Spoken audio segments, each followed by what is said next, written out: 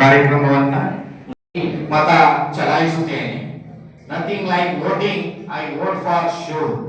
ಈ ಒಂದು ಘೋಷವಾಕ್ಯವೊಂದಿಗೆ ಈ ಒಂದು ಸುಂದರ ಕಾರ್ಯಕ್ರಮವನ್ನ ಪ್ರಾರಂಭ ಮಾಡೋಣ. ಈ ಕಾರ್ಯಕ್ರಮಕ್ಕೆ ಆಹ್ವಾನಿತರಾಗಿರುವಂತಹ ದೃಢ ವಿಶ್ವಾಸವುಳ್ಳ ಭಾರತದ ಪೌರರಾದ ನಾವು ನಮ್ಮ ದೇಶದ ಪ್ರಜಾಸತ್ತಾತ್ಮಕ ಸಂಪ್ರದಾಯಗಳು ಮತ್ತು ಮುಕ್ತ, ನ್ಯಾಯಸಮ್ಮತ ಮತ್ತು ಶಾಂತಿಯುತ ಚುನಾವಣೆಗಳ ಘನತೆಯನ್ನು ಎತ್ತಿ ಹಿಡಿಯುತ್ತೇವೆಂದು ಮತ್ತು ಪ್ರತಿಯೊಂದು ಚುನಾವಣೆಯಲ್ಲಿ ನಿರ್ಭೀತರಾಗಿ ಮತ್ತು ಧರ್ಮ, ಜನಾಂಗ, ಜಾತಿ, ಮತ, ಭಾಷೆ ಅಥವಾ ಯಾವುದೇ ಪ್ರೇರೇಪಣೆಗಳ ದಾಕ್ಷಿಣ್ಯಗಳಿಂದ ಪ್ರಭಾವಿತರಾಗದೆ ಮತ ಚಲಾಯಿಸುತ್ತೇವೆಂದು ಈ ಮೂಲಕ ಪ್ರತಿಜ್ಞೆ ಸ್ವೀಕರಿಸುತ್ತೇವೆ. ನೀವು ಅರ್ಥ ಮಾಡ್ಕೊಂಡಿದ್ದೀರಾ ಅಂತ ಭಾವಿಸ್ತೀನಿ. ದಯವಿಟ್ಟು ಯಾರು ಯಾವುದೇ ಪ್ರೇರೇಪಣೆಗಳಿಗೆ ಒಳಗಾಗದೆ 18 ವರ್ಷಗಳಾದ ನಂತರ ತಮ್ಮ ಪಡಿತರ ಚೀಟಿ, ಗುರುತಿನ ಚೀಟಿ ತಗೊಂಡು, ವೋಟರ್ ID ಕಾರ್ಡ್ ತಗೊಂಡು ಎಲ್ಲರೂ ವಿಶ್ಲೇಷಣೆ ಮಾಡಿ ನಮ್ಮ ನಾಯಕರು, ನಮ್ಮ ಸಮಾಜದ ನಾಯಕರು, ನಮ್ಮ ದೇಶದ ನಾಯಕರು ದಯವಿಟ್ಟು ವಿಶ್ಲೇಷಣೆ ಮಾಡಿ ಯಾರು ನಮ್ಮ ಸಮಾಜಕ್ಕೆ ಒಳ್ಳೆಯವರು ಮುಂದೆ ತಗೊಂಡು ಹೋಗ್ಬೋದು ಅನ್ನೋದನ್ನ ಯೋಚನೆ ಮಾಡಿ ವೋಟ್ ಮಾಡಿ. ದಯವಿಟ್ಟು ಯಾರು ಸರ್ ಹೇಳಿದಾಗೆ ರಜಾ ಆಯ್ತು ಟ್ರಿಪ್ ಹೋಗೋದು ಅಂತ ಮಾಡಬೇಡಿ. It is one of the very important aspect. ಯಾಕಂದ್ರೆ ನಮ್ದು ಡೆಮೋಕ್ರೆಟಿಕ್ ಕಂಟ್ರಿ, ಪ್ರಜಾಪ್ರಭುತ್ವದ ರಾಜ್ಯ. ಸೊ ಹಾಗಾಗಿ ಅಬ್ರಹಂ ಲಿಂಕನ್ ಅವ್ರು ಹೇಳಿದಂಗೆ to the people, by the people, for the people. ನಾವು ನಮ್ಮ ನಾಯಕರನ್ನ ನಾವೇ ಆಯ್ಕೆ ಮಾಡಬೇಕು. ಯಾಕಂದ್ರೆ ನಮ್ಮ ಭವಿಷ್ಯ ಅವ್ರ ಕೈಲಿ ಕೊಟ್ಟಿರ್ತೀವಿ, ನಾವು ಏನ್ ಮಾಡ್ತೀವಿ ಅಂತ. ಸೊ ದಯವಿಟ್ಟು ಹಾಗಾಗಿ ಯಾರು ಕೂಡ ಇದನ್ನ ಒಂದು ಸಾಮಾನ್ಯ ರೀತಿಯಲ್ಲಿ ವೇಸ್ಟ್ ಮಾಡದೆ ಟ್ರಿಪ್ ಹೋಗಿ ಅಥವಾ ಮಲ್ಕೊಂಡು ಟಿವಿ ನೋಡ್ಕೊಂಡು ಮೂವಿ ನೋಡ್ಕೊಂಡು ಯಾರು ದಯವಿಟ್ಟು ವೇಸ್ಟ್ ಮಾಡಬೇಡಿ. ಒಂದು ನಿಮ್ಮ ಹಕ್ಕು ಇದು. ಹಕ್ಕನ್ನ ಚಲಾಯಿಸಿ ಮತ್ತೆ ನಿಮ್ಗೆ ಪ್ರಶ್ನೆ ಮಾಡ್ಲಿಕ್ಕೆ ಮುಂದೆ ಒಂದು ಆಪರ್ಚುನಿಟಿ ಇರುತ್ತೆ. ಸೊ ಹಾಗಾಗಿ ದಯವಿಟ್ಟು ಯಾರು ವೇಸ್ಟ್ ಮಾಡಬೇಡಿ ಅಂತ ಹೇಳ್ತೀನಿ. ಮತ್ತೆ ಹಾಗೆ ಈ ಒಂದು ಸಂದರ್ಭ ಉಪಯೋಗಿಸ್ಕೊಂಡು ಮಾರ್ಚ್ 8ನೇ ತಾರೀಕು ಲೋಕ ಅದಾಲತ್ ಅಂತ ಆಗ್ತಾರೆ ನಮ್ಮ ಕೋರ್ಟ್ನಲ್ಲಿ. ಯಾವುದೇ ವ್ಯಾಜ್ಯ ಸಿವಿಲ್ ಹಾಗೂ ಕ್ರಿಮಿನಲ್ ಪ್ರಕರಣಗಳು ಸಂಧಾನ ಆಗುವಂತದ್ದಿದ್ರೆ ಮಾತ್ರ ನಿಮ್ಮ ಮನೆಗಳಲ್ಲಿ ನಿಮ್ಮ ತಂದೆ ತಾಯಿ ಪಾರ್ಟಿಷನ್ ಸೂಟ್ಸ್ ಅಥವಾ ಇಂಜಂಕ್ಷನ್ ಅಂದ್ರೆ ವಿಭಾಗ ಮಾಡ್ಕೊಳ್ಳುವಂತ ಸೂಟ್ಸ್ ಇದ್ರೆ ಅಥವಾ ಯಾವುದೇ ಒತ್ತುವರಿ ಆಗಿರೋ ಜಾಗ ಇದ್ರೆ ಅದನ್ನ ನಾವು ವಿಶ್ಲೇಷಣೆ ಮಾಡಿ ರಾಜ್ಯ ಆಗುತ್ತೆ ಸಂಧಾನ ಆಗುತ್ತೆ ಅಂತ ಅನ್ನೋದಾದ್ರೆ ನಾವು ಮಾಡ್ಕೊಡ್ತೀವಿ. ದಯವಿಟ್ಟು ಅದರಿಂದ ನಿಮ್ಮ ಏನಂತಾರೆ ನಿಮ್ಮ ತಂದೆ ತಾಯಿ ಅವರ ಟೈಮ್ ಕೂಡ ಸೇವ್ ಆಗುತ್ತೆ, ಕೋರ್ಟಿಗೆ ಬಂದು ಹೋಗೋದು ಮತ್ತೆ ಕೋರ್ಟ್ ಫೀಸ್ ಕೂಡ ಕಡಿಮೆ ಆಗುತ್ತೆ. ಹಾಗಾಗಿ ದಯವಿಟ್ಟು ಎಲ್ಲರೂ ನಿಮ್ಮ ಆಯ್ಕೆ ಮಾಡುತ್ತೆ. ನಿಮ್ಮ ಮತದಾನ ಜಿಲ್ಲಾ ಪಂಚಾಯತಿಯ ಮೆಂಬರ್ನ ಆಯ್ಕೆ ಮಾಡುತ್ತೆ. ನಿಮ್ಮ ಮತದಾನ ಒಬ್ಬ ತಾಲೂಕು MLA ಆಯ್ಕೆ ಮಾಡುತ್ತೆ. ಯಾಕೆ ಅಂತಂದ್ರೆ ನಿಮ್ಮ ಮತದಾನ ಎಷ್ಟು ಪವಿತ್ರತೆ ಇದೆ ಅಂದ್ರೆ ನಿಮ್ಮ ಮತದಾನ ನೀವು ಆಯ್ಕೆ ಮಾಡುವಂತ ಮತದಾನ ಶ್ರೇಷ್ಠ ನಾಯಕರನ್ನ ಆಯ್ಕೆ ಮಾಡ್ತೀರಿ. ನೀವು ಹಣ ಆಮಸ್ಯಗಳಿಗೆ ಬಲಿಯಾದ್ರೆ ನೀವು ಮನೆ ಕೊಡುವಂತ ಮತದಾನ ನಿಮ್ಗೆ ಕೊಟ್ಟಂತ ಮತದಾನ ವೇಸ್ಟ್ ಆಗುತ್ತೆ. ಆ ಉತ್ತಮವಾದ ನಾಯಕನನ್ನ ಆಯ್ಕೆ ಮಾಡ್ಲಿಕ್ಕೆ ಆಗಲ್ಲ.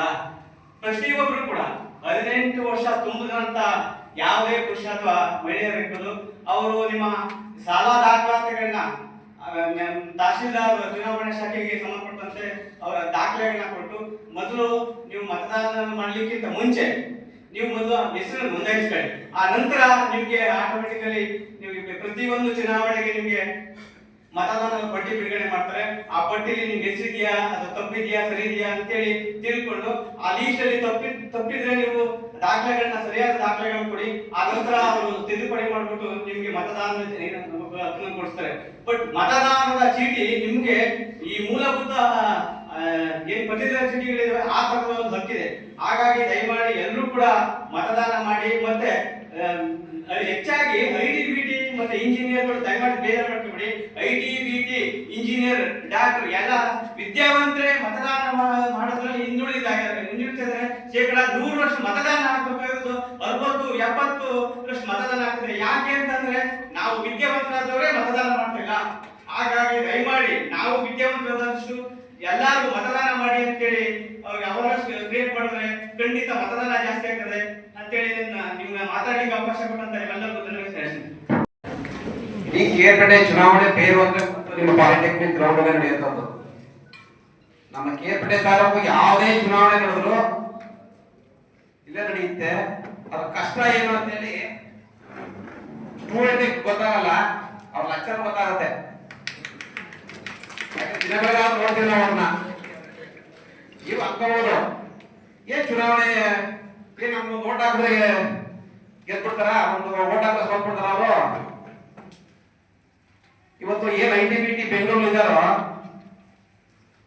ಕುಳಿತಿರುವಂತಹ ಎಲ್ಲ ಶಾಲಾ ಶಿಕ್ಷಕರಿಗೂ ಹಾಗೂ ವಿದ್ಯಾರ್ಥಿಗಳಿಗೆ ನನ್ನ ನಮಸ್ಕಾರಗಳು.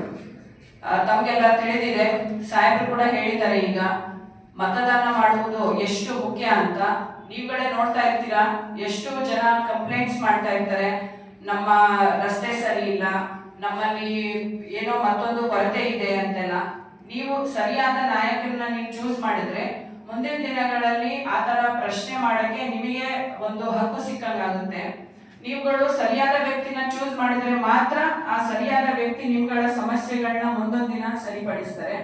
ಸೊ ಅದ್ ಹೇಳ್ತಾ, ನೀವು 18 ವರ್ಷ ತುಂಬಿದ ತಕ್ಷಣ ನಿಮಗೆ ಆದಂತಹ ಕೆಲವೊಂದು ಜವಾಬ್ದಾರಿಗಳನ್ನು ಇರುತ್ತೆ. ಸಮಾಜಕ್ಕೆ ನೀವುಗಳೆಲ್ಲ ಮುಂದಿನ ದಿನಗಳು ಉತ್ತಮ ನಾಯಕರಾಗಿ ನೀವು ಕೂಡ ಬರಬಹುದು. ಆತರ ಬರ್ಬೇಕಂದ್ರೆ ಮೊದಲು ನಿಮ್ಮ ಜವಾಬ್ದಾರಿಯನ್ನು ನೀವು ಅರಿತುಕೊಳ್ಬೇಕು. ನಿಮ್ ಜವಾಬ್ದಾರಿ ಏನು ಅಂದ್ರೆ ನಾವು ವಿದ್ಯೆ ಓದ ತಕ್ಷಣ ಮತ್ತೆ ನಾವು ಕೆಲ್ಸಕ್ಕೆ ಹೋಗೋದು, ಮನೆಗೆ ಹೋಗೋದು ಬರೋದು ಇಷ್ಟೇ ಅಲ್ಲ, ಸಮಾಜಕ್ಕೆ ನಮ್ಮ ಕೊಡುಗೆ ಏನು ಅನ್ನೋದನ್ನು ಕೂಡ ನೀವು ಅರಿವು ಮಾಡ್ಕೋಬೇಕು. ಈ ವೇದಿಕೆನಲ್ಲಿ ಎಲ್ಲಾ ಗಣ್ಯರಿದ್ದೀರಿ. ಮತ್ತೆ ಅವ್ರಗಳ ಮೂಲಕ ನಾನು ನಮ್ಮ ಪೊಲೀಸ್ ಇಲಾಖೆಯಿಂದ ಮನವಿ ಮಾಡೋದೇನು ಅಂತಂದ್ರೆ, ಇತ್ತೀಚಿನ ದಿನಗಳಲ್ಲಿ ತುಂಬಾ ಜನ ಕಾನೂನನ್ನ ಪಾಲನೆ ಮಾಡ್ತಾ ಇಲ್ಲ. ಅದು ಸಣ್ಣದಾಗಿರ್ಬೋದು ಅಥವಾ ದೊಡ್ಡದಾಗಿರ್ಬೋದು. ಫಾರ್ ಎಕ್ಸಾಂಪಲ್, ಎಲ್ಲರೂ ಕೂಡ ಹೆಲ್ಮೆಟ್ ಧರಿಸ್ಬೇಕು, ಮಿನಿಮಮ್ ಡಾಕ್ಯುಮೆಂಟ್ಸ್ ಇಟ್ಕೊಂಡು ಓಡಾಡ್ಬೇಕು.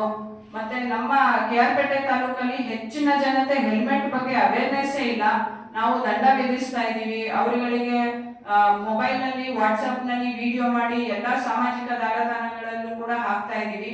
ಆದಾಗ್ಯೂ ಕೂಡ ಕೆಲವೊಬ್ರು ಇನ್ನೂ ನಿರ್ಲಕ್ಷ್ಯತೆ ತೋರಿಸ್ತಾ ಇದ್ದಾರೆ.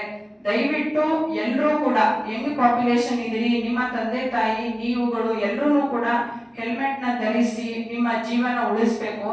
ಮತ್ತೆ ಮೇಡಮ್ ಹೇಳ್ದಂಗೆ ಕಾನೂನು ಪ್ರತಿ ವರ್ಷದಲ್ಲಿ 2-3 ತಿಂಗಳಿಗೆ ಒಮ್ಮೆ ಲೋಕ್ ಅದಾಲತ್ ಮಾಡ್ತಾನೆ ಇರ್ತಾರೆ. ಎಷ್ಟೋ ಜನ ಪೇರೆಂಟ್ಸ್ಗೆ ಇದ್ರ ಬಗ್ಗೆ ನಾಲೆಡ್ಜೇ ಇರೋದಿಲ್ಲ. ನೀವುಗಳೆಲ್ಲ ಮನೆಗೆ ಎಲೆಕ್ಷನ್ ಕಮಿಷನ್ ಆಫ್ ಇಂಡಿಯಾ ರಚನೆ ಆಯಿತು. ಇದೊಂದು ಇಂಡಿಪೆಂಡೆಂಟ್ ಬಾಡಿ. ನಮ್ಮ ಪ್ರಪಂಚದಲ್ಲೇ ಅತಿ ಬಲಿಷ್ಠವಾದ ಒಂದು ಪ್ರಜಾಪ್ರಭುತ್ವ ಅಂದರೆ ಅದು ಭಾರತದ ಪ್ರಜಾಪ್ರಭುತ್ವ. ಈ ಇದರಲ್ಲಿ ಆರ್ಟಿಕಲ್ ಪಾರ್ಟ್ 25 ಆರ್ಟಿಕಲ್ 324 to 329 ಅಲ್ಲಿ ಕಂಪ್ಲೀಟ್ ಎಲೆಕ್ಷನ್ ಕಮಿಷನ್ ಬಗ್ಗೆ ಡಿಸ್ಕಸ್ ಮಾಡುತ್ತೆ. ಎಷ್ಟು ಹಲವಾರು ವರ್ಷಗಳಿಂದ ಎಲೆಕ್ಷನ್ ಆಗ್ತಾ ಬರ್ತಾರೆ. ರೀಸೆಂಟ್ ಆಗಿ ನಾವು 2024ರಲ್ಲಿ ಲೋಕಸಭಾ ಎಲೆಕ್ಷನ್ ಮಾಡಿದ್ವಿ. ಹೀಗೆ ಹಲವಾರು ಗಣ್ಯರು ಮಾತಾಡಿದ್ರು. ಈಗಾಗಲೇ ನಾನು ಜಾಸ್ತಿ ಹೇಳಕ್ ಹೋಗಲ್ಲ. ನಮ್ಮ ಒಬ್ರು ಇಂಜಿನಿಯರ್ ಫ್ರೆಂಡು ಫೋನ್ ಮಾಡಿದ್ರು. ಸೊ ಇಷ್ಟೆಲ್ಲ ಪ್ರಕ್ರಿಯೆಗಳಿರುತ್ತೆ. ಸೊ ಇಷ್ಟೆಲ್ಲ ಪ್ರಕ್ರಿಯೆಗಳಿದ್ದು ನಾವು ಒಬ್ಬರನ್ನ ಯಾರನ್ನೋ ಚುನಾವಣೆ ಮಾಡ್ತೀವಿ. 100% ಅಲ್ಲಿ ನಮ್ಮ ವೋಟಿಂಗ್ ರೇಟ್ ಯಾವಾಗಲೂ 70-80 ಮ್ಯಾಕ್ಸಿಮಮ್ ಅದು ರೀಚ್ ಆಗ್ತಾರೆ. ಅಂತ ಪೊಲೀಸ್ ಸ್ಟೇಷನ್ಗಳು ಯಾವುದು ಅಂತ ಕೂಡ ನಾವು ಐಡೆಂಟಿಫೈ ಮಾಡ್ತೀವಿ. ಸೊ ಇಷ್ಟೆಲ್ಲ ಕಷ್ಟಪಡುವಾಗ ನಮ್ಮ ಭಾರತ ದೇಶ ಸ್ವತಂತ್ರ ಆದ ತಕ್ಷಣ ನಮ್ಮ ಸಂವಿಧಾನ ರಚನೆಯಾಗಿ ಏನು ಶುರು ಆಯಿತು, ಅದಕ್ಕೆ ಅವತ್ತಿಂದನೇ ವೋಟಿಂಗ್ ರೇಟ್ಸ್ ಕೊಟ್ಟಿದ್ದಾರೆ. ಎಷ್ಟೋ ದೇಶಗಳಲ್ಲಿ, ಮುಂದುವರೆದ ದೇಶಗಳಂತೀವಲ್ಲ, ಅವುಗಳಲ್ಲೆಲ್ಲ ಕೆಲವರಿಗೆ ಮಾತ್ರ ವೋಟಿಂಗ್ ರೇಟ್ಸ್ ಇತ್ತು, ಮಹಿಳೆಯರಿಗೆ ಆಮೇಲೆ ಬಂತು, ಕೆಲವು ಇನ್ಫ್ಲೂಯೆನ್ಷಿಯಲ್ ಪೀಪಲ್ ಮಾತ್ರ ವೋಟಿಂಗ್ ರೇಟ್ಸ್ ಇತ್ತು. ಆದರೆ ಭಾರತದ ಸಂವಿಧಾನದಲ್ಲಿ ಏನಿದೆ ಅಂದ್ರೆ ಪ್ರತಿಯೊಬ್ಬರಿಗೂ 18 ವರ್ಷ ಕ್ರಾಸ್ ಮಾಡಿರೋರಿಗೆಲ್ಲ ವೋಟಿಂಗ್ ರೇಟ್ಸ್ ಇದೆ. ಪರ್ಟಿಕ್ಯುಲರ್ಲಿ ಯಂಗ್ ವೋಟರ್ಸ್, ನಾವು almost 100 crore population voting rates ಇರುವಂಥದ್ದು. ಅದರಲ್ಲಿ 27 ಕೋಟಿ ಯಂಗ್ ವೋಟರ್ಸ್ ಅಂತ 18 ವರ್ಷದಿಂದ 27 ವರ್ಷದವರೆಗೂ. ಸೊ ಈ ಯಂಗ್ ಪಾಪ್ಯುಲೇಷನ್ ಜಾಸ್ತಿ ಇರೋದ್ರಿಂದ ತಾವೆಲ್ಲ ಕಂಪಲ್ಸರಿ ವೋಟಿಂಗ್ ಮಾಡಿದರೆ ನಮ್ಮ ದೇಶ ಒಂದು ಹಂತಕ್ಕೆ ಬರುತ್ತೆ. ನಮ್ದೆಲ್ಲ ಕ್ರಿಟಿಕ್ ಆಟಿಟ್ಯೂಡ್, ರೋಡ್ ಸರಿ ಇಲ್ಲ, ಸ್ಕೂಲ್ ಹಾಗೂ ಸಂಸ್ಥೆಯ ಪರವಾಗಿ ವಂದಿಸುತ್ತೇನೆ. ಕಾರ್ಯಕ್ರಮದ ಅಧ್ಯಕ್ಷತೆಯನ್ನು ವಹಿಸಿದ್ದ lieutenant colonel doctor Ashok SU KAS, tahsildar Krishnarajapete taluk, ಇವರಿಗೂ ಕೂಡ ವೈಯಕ್ತಿಕವಾಗಿ ಹಾಗೂ ಸಂಸ್ಥೆಯ ಪರವಾಗಿ ವಂದಿಸುತ್ತೇನೆ. ಪ್ರತಿಜ್ಞಾವಿಧಿಯ ಘೋಷಣೆಯನ್ನು ಬಹಳ ಸುಂದರವಾಗಿ ನಡೆಸಿಕೊಟ್ಟ ಗೌರವಾನ್ವಿತ ಶ್ರೀ ದೇವರಾಜು HR, ಅಪರ ಹಿರಿಯ ಸಿವಿಲ್ ನ್ಯಾಯಾಧೀಶರು ಮತ್ತು JMFC ಕೃಷ್ಣರಾಜಪೇಟೆ, ಇವರಿಗೂ ಕೂಡ ವೈಯಕ್ತಿಕವಾಗಿ ಹಾಗೂ ಸಂಸ್ಥೆಯ ಪರವಾಗಿ ವಂದಿಸುತ್ತೇನೆ. ಕಾರ್ಯಕ್ರಮದ ಮುಖ್ಯ ಅತಿಥಿಗಳಾಗಿದ್ದ ಗೌರವಾನ್ವಿತ ಶ್ರೀಮತಿ ಶಕುಂತಲಾ R, ಅಪರ ಸಿವಿಲ್ ನ್ಯಾಯಾಧೀಶರು ಮತ್ತು JMFC ಹಾಗೂ ಸದಸ್ಯ ಕಾರ್ಯದರ್ಶಿಗಳು, ತಾಲೂಕು ಕಾನೂನು ಸಮಿತಿ ಸೇವಾ ಸಮಿತಿ ಕೃಷ್ಣರಾಜಪೇಟೆ, ಇವರಿಗೂ ಕೂಡ ವೈಯಕ್ತಿಕವಾಗಿ ಹಾಗೂ ಸಂಸ್ಥೆಯ ಪರವಾಗಿ ವಂದಿಸುತ್ತೇನೆ. ಗೌರವಾನ್ವಿತ ಶ್ರೀಮತಿ ಅರ್ಪಿತಾ KV, 2ನೇ ಅಪರ ಸಿವಿಲ್ ನ್ಯಾಯಾಧೀಶರು ಮತ್ತು JMFC ಕೃಷ್ಣರಾಜಪೇಟೆ, ಇವರಿಗೂ ಕೂಡ ವೈಯಕ್ತಿಕವಾಗಿ ಹಾಗೂ ಸಂಸ್ಥೆಯ ಪರವಾಗಿ ವಂದಿಸುತ್ತೇನೆ. ವಿಶೇಷ ಆಹ್ವಾನಿತರಾದ ಶ್ರೀಮತಿ ಸುಷ್ಮಾ K, ಕಾರ್ಯನಿರ್ವಾಹಕ ಅಧಿಕಾರಿಗಳು, ತಾಲೂಕು ಪಂಚಾಯತ್ ಕೃಷ್ಣರಾಜಪೇಟೆ, ಇವರಿಗೂ ಕೂಡ ವೈಯಕ್ತಿಕವಾಗಿ ಹಾಗೂ ಸಂಸ್ಥೆಯ ಪರವಾಗಿ ವಂದಿಸುತ್ತೇನೆ. ಶ್ರೀ YK ತಿಮ್ಮೇಗೌಡ ವಂದಿಸುತ್ತೇನೆ. ಶ್ರೀ ನಟರಾಜು HS, ಮುಖ್ಯಾಧಿಕಾರಿಗಳು, ಪುರಸಭೆ ಕೃಷ್ಣರಾಜಪೇಟೆ, ಇವರಿಗೂ ಕೂಡ ವೈಯಕ್ತಿಕವಾಗಿ ಹಾಗೂ ಸಂಸ್ಥೆಯ ಪರವಾಗಿ ವಂದಿಸುತ್ತೇನೆ. ಶ್ರೀಮತಿ ಸುಮಾರಾಣಿ B, ಆರಕ್ಷಕ ನಿರೀಕ್ಷಕರು, ಟೌನ್ ಪೊಲೀಸ್ ಠಾಣೆ ಕೃಷ್ಣರಾಜಪೇಟೆ, ಇವರಿಗೂ ಕೂಡ ವೈಯಕ್ತಿಕವಾಗಿ ಹಾಗೂ ಸಂಸ್ಥೆಯ ಪರವಾಗಿ ವಂದಿಸುತ್ತೇನೆ.